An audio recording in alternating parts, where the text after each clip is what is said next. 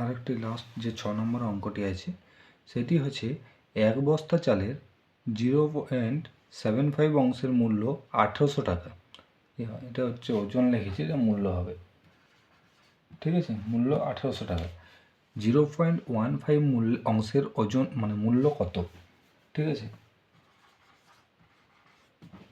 তো এই অঙ্কটা কেমনভাবে করবে দেখো, এইখানে একটা বলে নিই, শর্টকাটে করতে গেলে 75 মানে 75/15 মানে এটা বা এটা, তার সঙ্গে এটা বা এটা, তার সঙ্গে 1800 কাটাকাটি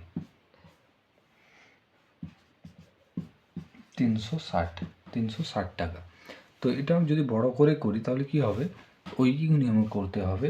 0.75 অংশের মূল্য 1800 টাকা, 1 অংশের মূল্য 1800/0.75 এবং 15 অংশের মূল্য 0.15 যে অংশটা রয়েছে তার মূল্য 1800 গুণিত 0.15 গুণিত (0.75). তো দশমিক যেহেতু একই জায়গায় আছে তাই দশমিকে তুলে দিলাম। 15-র সঙ্গে 75 কাটাকাটি করলে হয় 5 এবং 5-এর সঙ্গে 1800 কাটাকাটি করলে হয় 360, অর্থাৎ 360 টাকা।